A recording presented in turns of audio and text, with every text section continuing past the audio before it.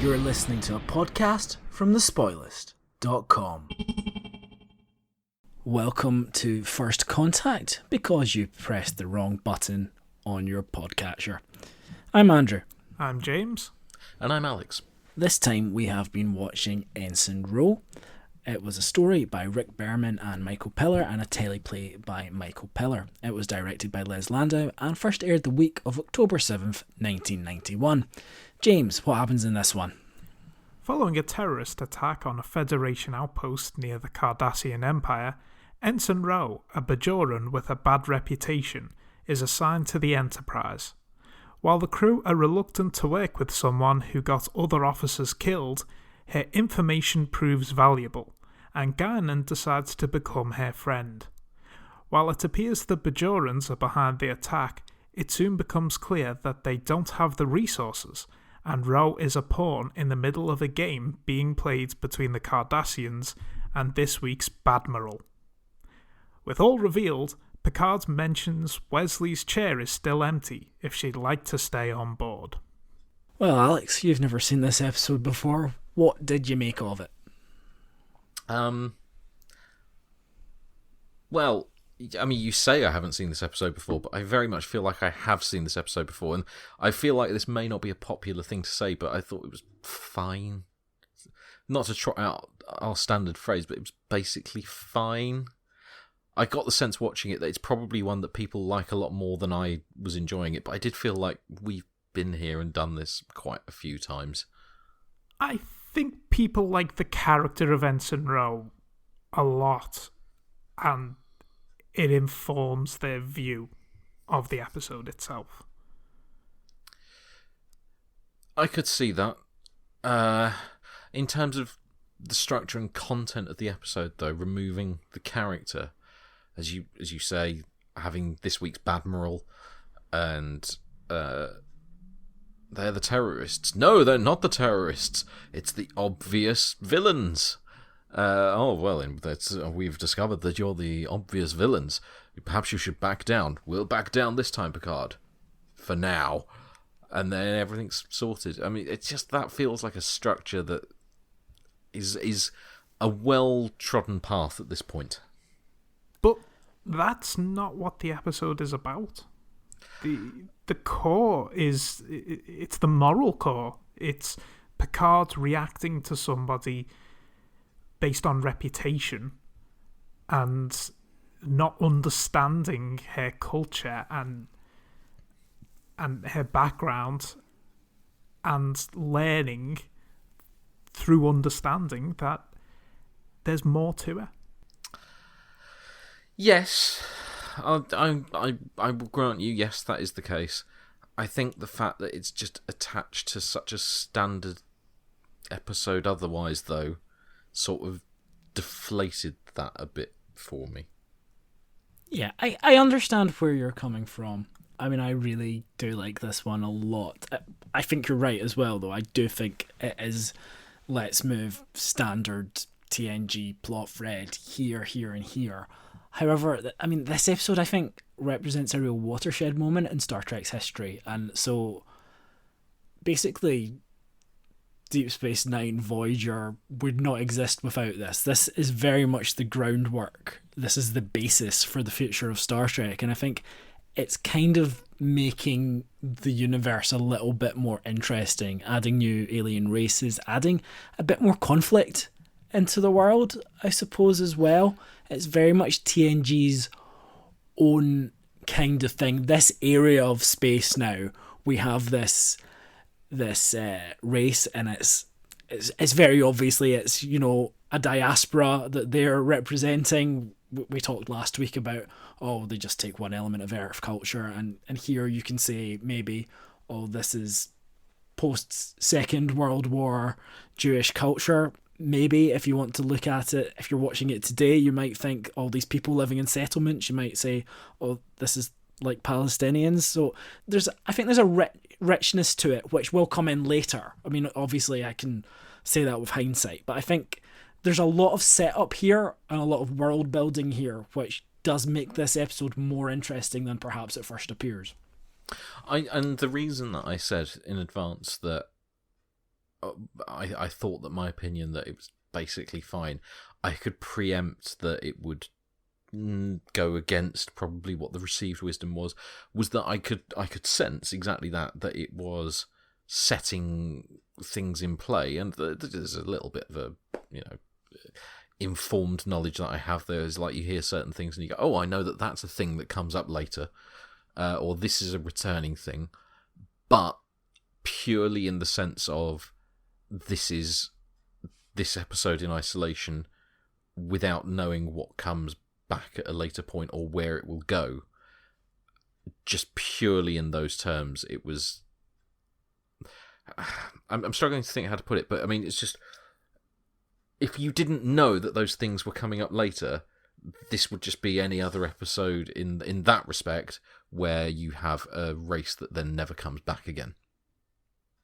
I think it's probably heightened by knowledge of the future. I suppose let's go to the beginning. Comedy teaser. Captain Picard getting his hair cut, which may be a joke in itself. Mott, Mr. Mott, the Boolean barber. He's funny, isn't he? Cuts hair, but he's got opinions on Federation policy. Am I overanalyzing it? Or is that meant to be analogous to Picard's reluctance to listen to Ensign Rowe's opinions? If it's subtext, it's so deep and buried. I mean, I almost feel like you could put that on the front of any episode. I don't know if that's subtext. I mean, because obviously, James, the way you've put it is very much it's about, treating people acting the way you treat them, essentially. So you treat someone, we've said that in classrooms, if you treat the child like they're the bad kids, then they will act as the bad kid, because it's just all based on perception. I really don't think that with Mr. Mott is there. I just think they like having a gossipy camp barber. Yeah, I'm fairly certain that the most thought that's gone into it is, isn't it annoying when your barber wants to talk to you? Hey? Yeah, that's exactly what happened that week. It's very much somebody has just been and had a bad experience getting their hair cut. Yeah. But if you want to make that joke, why do you make that joke with Picard? They mention Riker going to the barber. He has hair. Because that's your second joke. He doesn't have any... Oh, he's got very little hair. What's he doing having a haircut? He's mad, he is. Hey, I mean, you still need a haircut even if you've got little hair. It grows out the way. So I guess, given the elements are perhaps somewhat generic, we're investigating the terrorists. What do you think of the character of Ro Laren? I guess it's a similar thing, although in a different way, to Shelby in Best of Both Worlds. They're bringing in a new, maybe regular, recurring character. They're wanting to fill that con chair. Someone who brings a little bit of conflict to the episodes. Do you think that they're successful? Yes. No, I mean that's the best part of the episode, is the character.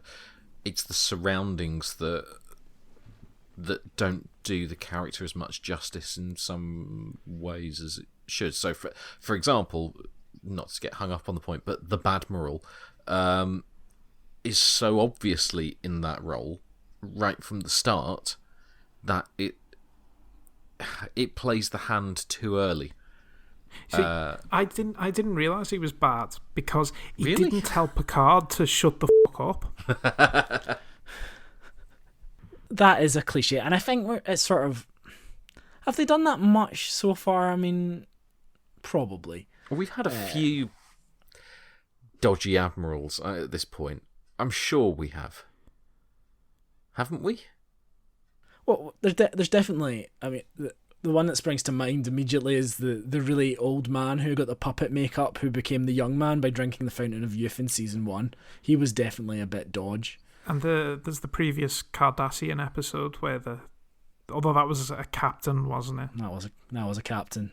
And obviously, the cliche, the big one is in Star Trek Insurrection. That sort of sticks in your head, and I'm sure there's more. There must be more. The Pegasus. Yeah, Pegasus as well, which hasn't happened yet. Yeah, but there's another cliche to look forward to then.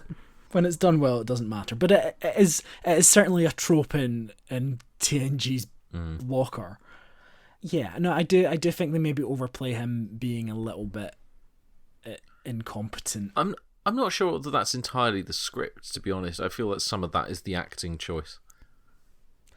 He does play him as a little bit arch, and it's like, probably if you underplayed that a little bit more, it would have benefited.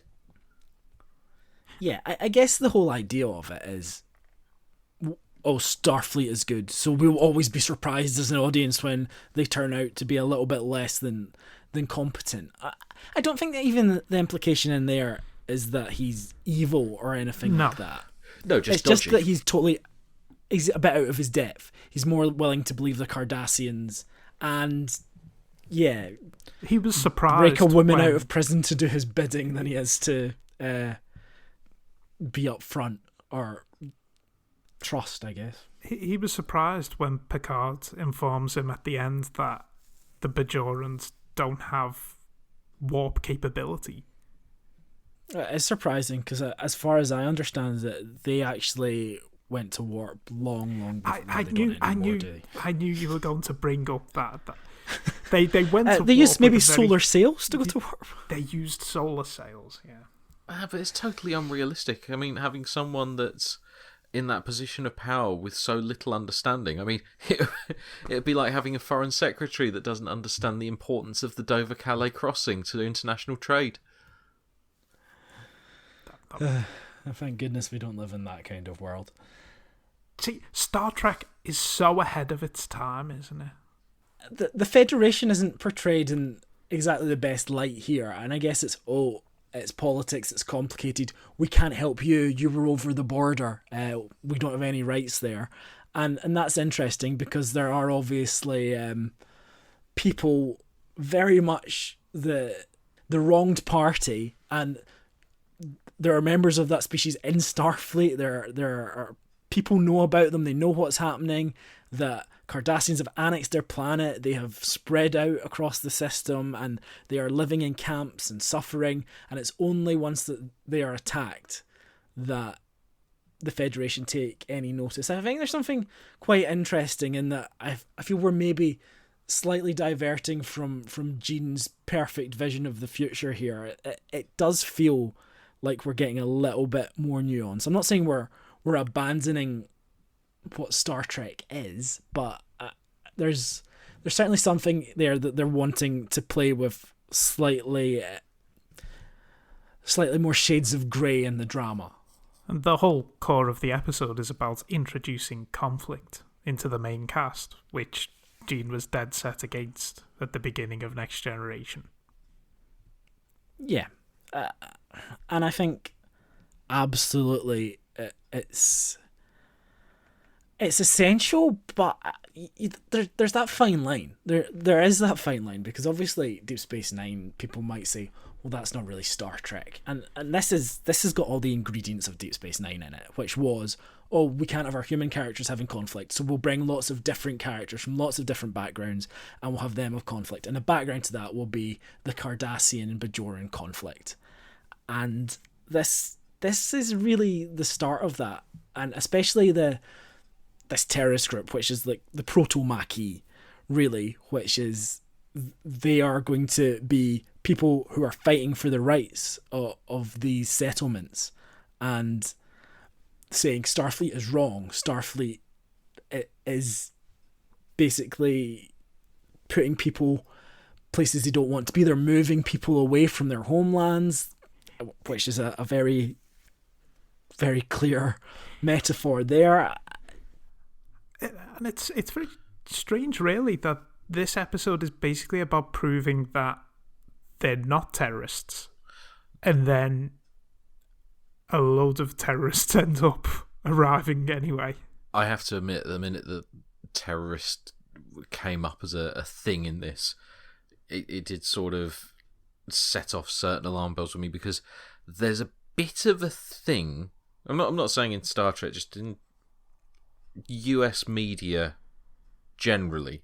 There's a bit of a thing about the way terrorism is depicted in certain parts of the 90s. Where a certain... It's been informed to a certain degree by the Troubles. And there is at times a slightly oversimplified view about the Troubles and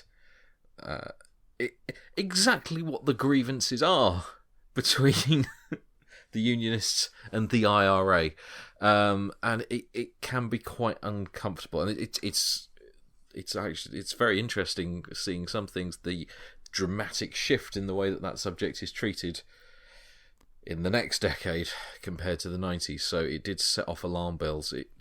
It wasn't as bad as I feared it would be, but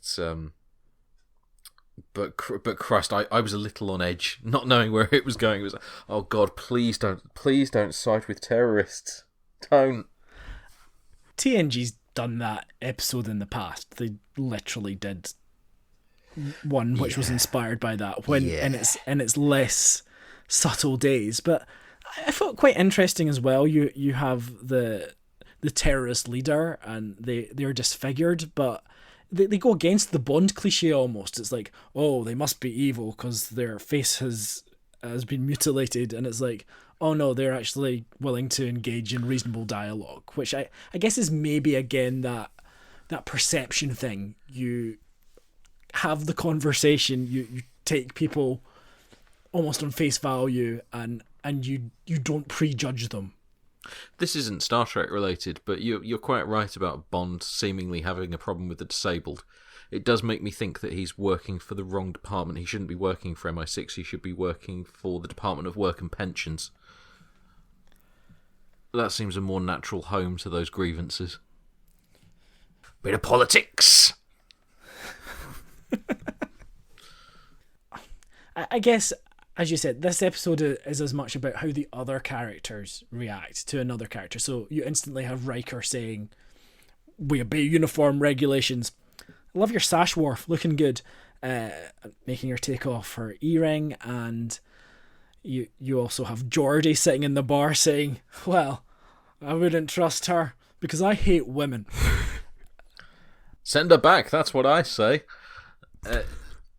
Yeah, I mean, all of those are fine. I suppose if I had a grievance on it, it's that a lot of it centres around two people. One being Picard, and that works, and one being Guinan, and that doesn't work as well for me. Largely because Guinan's advice is... If we're talking about the surrounding plot not being dissimilar to what we've seen before, Guinan's advice feels very cookie cutter to me. It seems like any time that Guinan seems to come and give advice, it didn't feel special to this situation, really. She could have said anything for the impact that it actually had on my experience of the episode, I think is what I'm trying to get at. I think that all Guinan wanted was for Ensign Rowe and Picard to open up a dialogue. That is all she wanted to initiate. And she succeeded. I mean, I really do like the scene where Troy and Crusher come up to Rowe and say... With big beaming smiles on their face.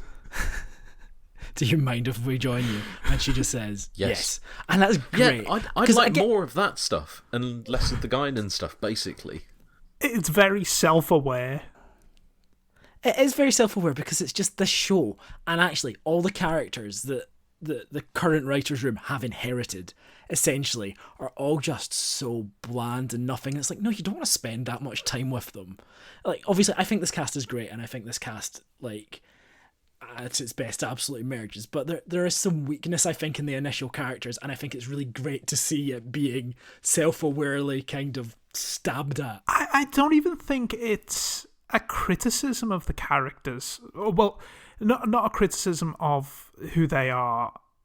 It's not saying that they're bad characters. It's saying that they are very kind of misunderstanding Ensign Rowe, and they think that they can just swanny up and make everything better with a drink. They're taking a very simplistic approach and just thinking, oh, she just needs a friend. Yeah, but again, I very much agree with you, Alex, and it's just like, Guinan, what's the moment that endears her to Ro? Because it just feels like she's just being a bit smug and annoying, which is kind of the character in some ways. There's no depth or understanding. It's almost like placeholder dialogue. Okay, well, I'll open up to you now. Yeah, I guess that is the character, and we're meant to believe that people do open. I find it really weird that she says, I listen, when actually she's just talking all the time. Yes. I'm a bartender, and I listen. Well, let me tell you what your problem is. Yes. Was not a fan of the character in this episode. I think as well, because like when you do that with Guinan just does what you expect Guinan to do. Whereas the interesting thing is with the other members of the crew going against what you expect of them, and therefore that is dramatically interesting. And I don't know. You don't have to not have the Guinan stuff. I think I just would have liked a little less of the Guinan stuff and a little more of the rest of the crew. Yeah, I think that's fair enough, but it is a means to an end. It is that connection between Picard and Guinan, that unspoken, that unknown kind of relationship, which I look forward to exploring in season 2 of Star Trek Picard. It is, yeah, it works for the plot. Even if I don't think it quite works in terms of the dialogue. Like you say, it's another element of TNG. Guinan will say something and help resolve the episode towards the end. I suppose it is, in some ways, it's a redemption arc, which is something I think they would take this idea and they would do something pretty similar on Voyager with Tom Paris. They're someone who has made a mistake that has cost lives, and then they're trying to bring that back. And it's basically the same as Michael Burnham in Star Trek Discovery as well. The officer who commits a court-martial offence and then is given another chance on a starship to try and redeem themselves. But I think the difference between that and this, because I do think there's a lot of the DNA, is I absolutely understand Ro and her motivations, why she does what she does, and how she redeems herself and what her qualities are. Whereas I never really get that in Discovery. I still don't really know or understand what happened in that first episode. Not really. I still can't name half the bridge crew. Neither can the writers. We get a space battle, a kind of a secret plan. Did you see the plan coming? The ship with no people on board? Not necessarily that, but just that there'd be something. I was kind of disengaged outside of the character drama at that point, to be perfectly honest. It was just, they're going to do it. Yeah, they've done a thing. Yeah, it's fine. They're going to do a thing that solves the thing. I quite liked the model work. I thought it was quite nice. It's nice to see the Cardassians again. Although that man's head did seem to be a bit squint. He's a very starey man, isn't he? Well, he's got presence. Just has the sort of the wild-eyed stare of a coke fiend. That'll be the Canar. In the lead up to that, you have the confession, Ro and Picard. I think a very nicely played scene as well. I like the confusion. I don't know who to trust. I can't trust anyone. But it's like you have that very solid Picard character here, and you understand this character who is just the good, smartest man in the room with very high standards and very high morals. This is the Captain Picards that I love and made me like this show. It feels like a harsh criticism, but to an extent, I think more so with Riker, but Picard as well, they do act a little bit out of character in their initial meetings with Ensign Ro. To be fair, she is a bit belligerent. She is, but I think their characters have been set up to see the best in people, and I think, they instantly treat her like a criminal. I know she has just been released from jail, but if you compare it to the way Tom Paris was treated, a little bit dismissive of him, but largely, certainly from Janeway's perspective, she treated him just like any other officer. She trusted him. I've just started rewatching Voyager. What else is there to do? And I'm really intrigued by how much Tom Paris is set up as the second lead in those early episodes. In particular, it's not Chakotay. It's very much Tom Paris is kind of the guy, which I think is interesting. But yeah, you're right. Maybe it is. Do you know what else I like about this though? That there isn't any kind of, actually she didn't do that. She didn't disobey orders. She saved people rather than getting lots of people killed. There's no redemption in that. It is literally the case that she disobeyed orders and lots of people got killed. That seems a very un-TNG thing to do as well, I think. The redemption arc is Picard's, yeah. It's him learning and growing. Absolutely. And I think another interesting thing, because we've talked about how some people say, Star Trek's about captains disobeying orders and that kind of thing. And that kind of happens in the movies from, I guess, Star Trek 3 onwards. And then you've got Insurrection, and I suppose you've got that bit in First Contact where, they're gung-ho. But that's sort of... movies have to do big moves. That's just problem of the form in doing Star Trek. But I think here what is interesting is Picard follows orders. He finds a way to follow orders while also generating an outcome that he wants, which I think is very interesting. It is he's trying to teach the lesson to Ro that following orders is important, and at the end he doesn't just go shoot the Admiral or anything like that. They find a solution to the problem, which is within the parameters of what they believe in, and they believe in Starfleet. It is both carrying out that ideal and keeping the substance of morality. I like that, because you would never get anything that subtle in a film. Maybe it's not the most original bit of plotting, but I think it's important for these characters at this point in their existence in this TV show to kind of maintain these standards, that idealism of humanity and Starfleet, without just, being the rebels that I guess Star Trek has become in the sort of the cliched version, which I guess is sort of the thing being made today. It's just unfortunate that the Picards we see here and last week with Darmok, we really kind of lose that to an extent during season 6 of Next Generation. Is it fair to say that? It's around about that time where he starts to fade. I think some people draw the line at the movies, but it happens in the show. Sort of Starship Mine Picard. Yeah, and Gambit as well. And even Chain of Command, where he's the super spy going to infiltrate the Cardassians. Yeah, it's the performer vanity, isn't it? I've gone to the writer's room. I'd like some more action. I'd like to do some more romantic scenes, rather than the essence of the character as written.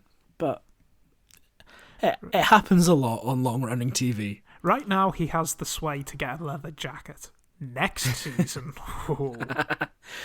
I would like to do the film Die Hard. You've got that to look forward to, Alex. Die Hard in space. He's got enough sway currently to get the leather patches, but he's got some way to go before he can get the eye patch. At that point, all hope is lost. Right, well, I really like this one. So there. Would you like to see Ensign Rowe back again? I mean, of all of the elements in the episode, yes, that's the thing. As I said before, you can tell in this episode it's setting up things that could return in the future, and of everything that's in there, that would be the thing that would make the most sense to go back to. It wasn't intentionally setting up anything other than Ensign Rowe. All the other elements are just fortuitous. Okay, fair enough. But it definitely felt like stuff was being put in play, but it's difficult sometimes to analyse that on its own merits without the wider picture.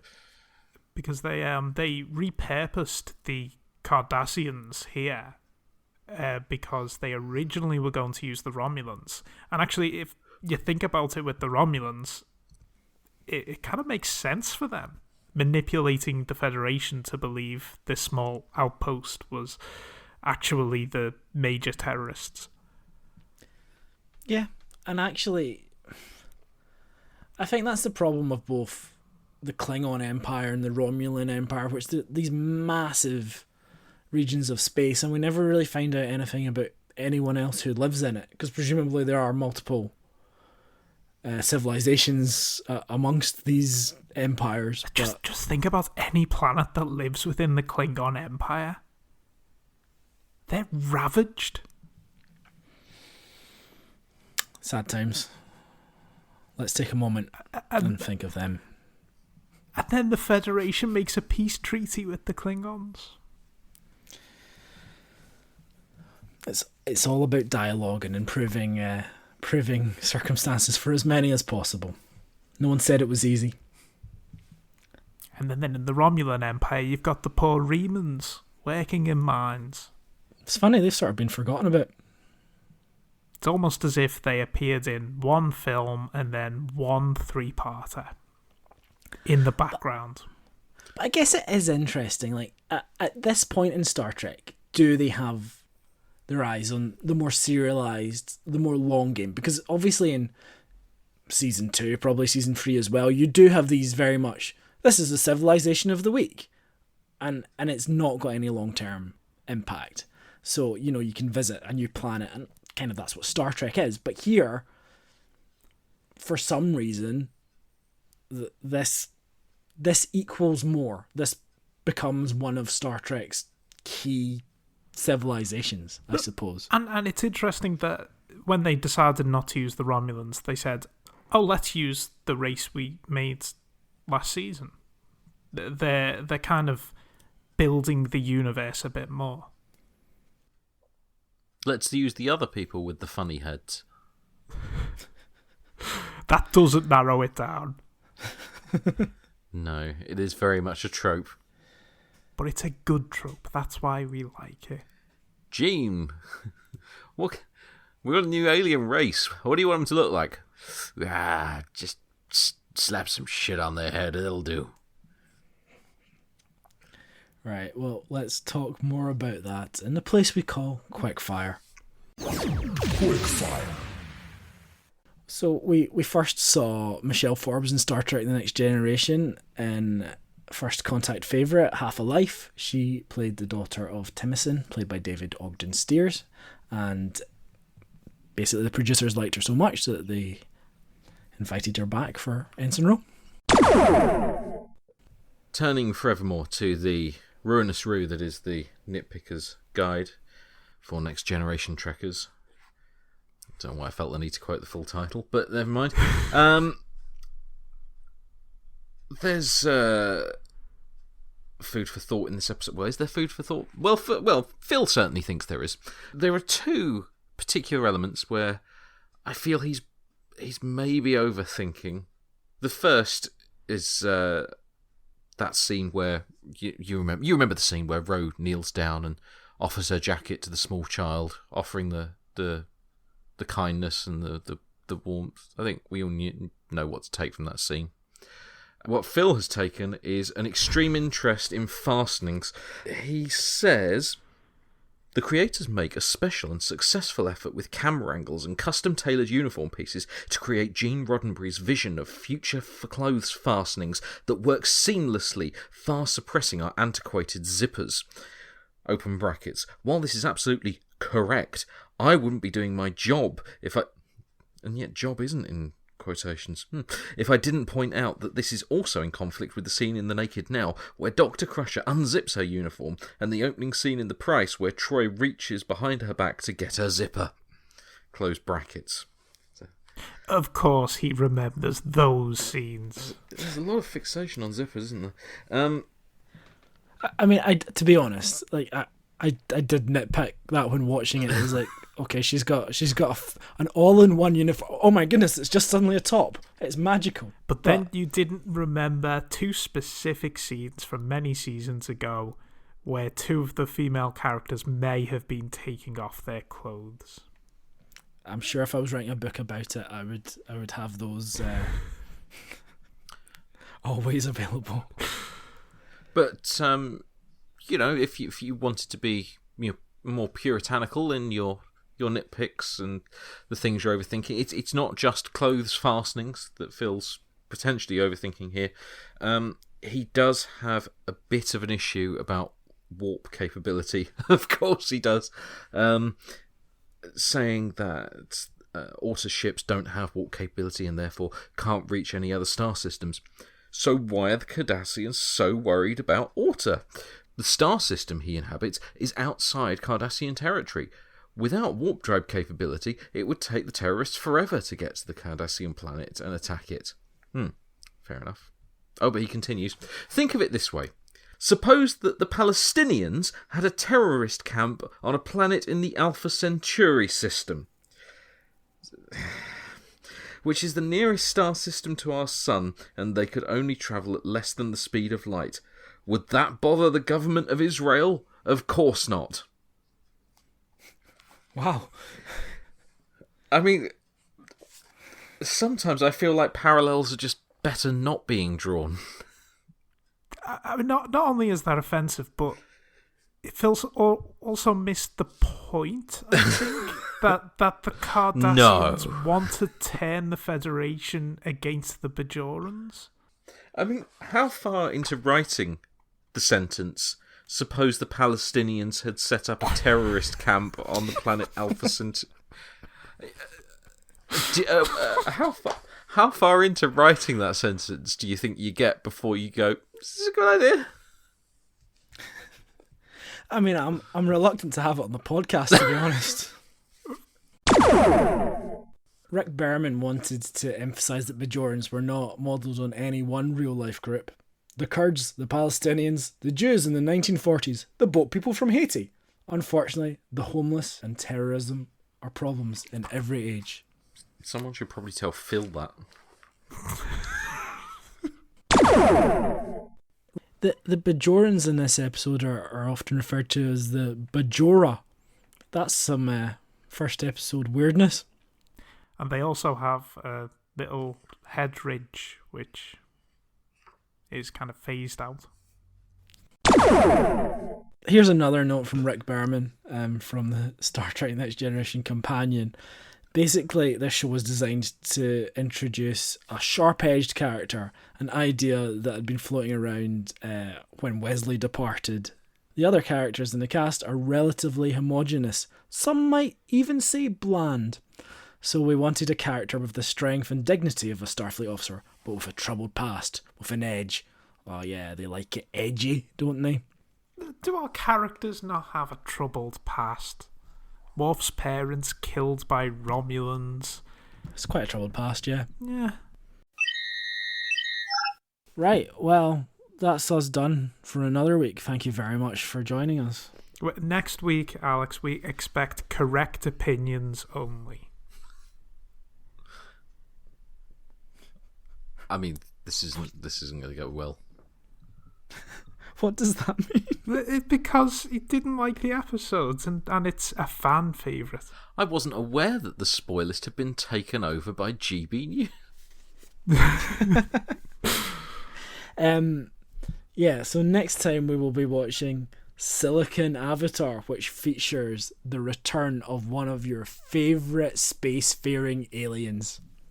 Well, I mean, it sounds like the intergalactic sex dolls, so in for a treat. Well, let's just say perhaps have your drawings of trauma ready to go. Oh, Christ. Okay. Anyway, we hope you'll join us for that. Goodbye. Goodbye. Goodbye.